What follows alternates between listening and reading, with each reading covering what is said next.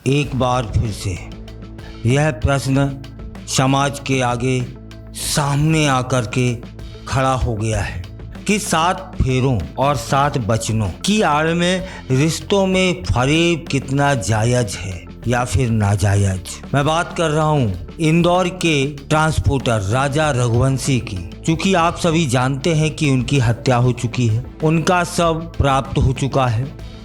वे honeymoon पर गए हुए थे अपनी पत्नी के साथ। पत्नी बहुत समय बाद परिजन और पुलिस उसे खोज ना पाई, तब वो जाकर के उसने गाजीपुर में सरेंडर किया। वहीं उस सोनम का यह कहना है कि मुझे गाजीपुर लाया गया अपहरण करके। तब फिर प्रश्न यह है कि अपहरण किसने किया, क्यों किया और गाजीपुर छोड़ा तो क्यों छोड़ा। मेघालय में थे, हनीमून मना रहे थे। जब से यह कहानी सामने आई है, लोग एक तरह से सोचने लगे हैं कि क्या हो रहा है समाज में। जब राजा रघुवंशी का शव मेघालय में बरामद हुआ और सोनम रघुवंशी पर गंभीर आरोप लगने लगे कि उसने ही यह हत्या की है, उसने ही यह हत्या करवाई है। इंदौर से 3 आरोपी पकड़े भी जा चुके हैं। चौथा आरोपी उसका प्रेमी राज कुशवाहा बताया जा रहा है। तब प्रश्न यह है कि यह शादी क्या जबरदस्ती हुई? यदि इतने क्रूर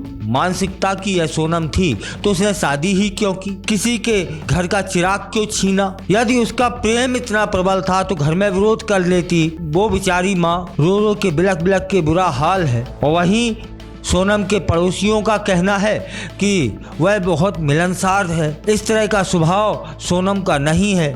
वह किसी का मर्डर कर सकती है या करवा सकती है, ऐसा सोचा भी नहीं जा सकता। पड़ोसी उसके स्वभाव की, अच्छे स्वभाव की प्रशंसा कर रहे हैं और घर परिवार के लोग तो छोड़िए, पड़ोसी तक में गहरा सदमा लगा हुआ है कि मिलनसार है सोनम रघुवंशी। अब सच क्या है? और यदि यह सब सच है तब फिर यह शादी जो हुई है उसकी मर्जी से नहीं हुई है। मर्जी से नहीं हुई है तब इसके ये परिणाम कितने दुखद निकले। तब प्रश्न एक सामने आकर खड़ा हो जाता है कि पालकों को अपने बच्चों की शादी में कम से कम जोर जबरदस्ती तो नहीं करनी चाहिए। आपकी यदि ये सच है तो आपकी शान तो बनी रही, लेकिन किसी का भाई, किसी का बेटा छीन लिया इस लड़की ने।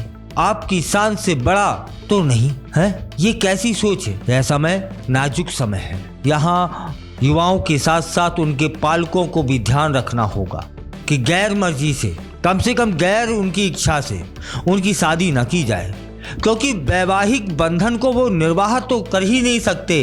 किसी का घर उजाड़ देंगे, किसी का चिराग उजाड़ देंगे। फिलहाल यह मर्डर मिस्ट्री बहुत उलझी हुई है। मेडिकल रिपोर्ट आ चुकी है। चाकू से वार करना बताया गया है, पत्थरों से उसका सिर चोटिल करना बताया गया है और सोनम की जो स्थिति है वह भी संदेह में डाल रही है। फिलहाल तो सोनम जहां उसको रुकाया गया है, जहां उससे बात हो रही है, वहां से लगातार हॉस्पिटल के चक्कर लगा रही है। और जो उसकी पहली तस्वीर आई है, जानकार बता रहे हैं कि वह तस्वीर, वह चेहरा बनावटी है। सच अभी निकलना बाकी है कि कितने क्रूरतापूर्ण तरीके से राजा रघुवंशी की मृत्यु हुई है और किन कारणों से हुई है। मेरे साथ साथ आप भी नजर रखिएगा।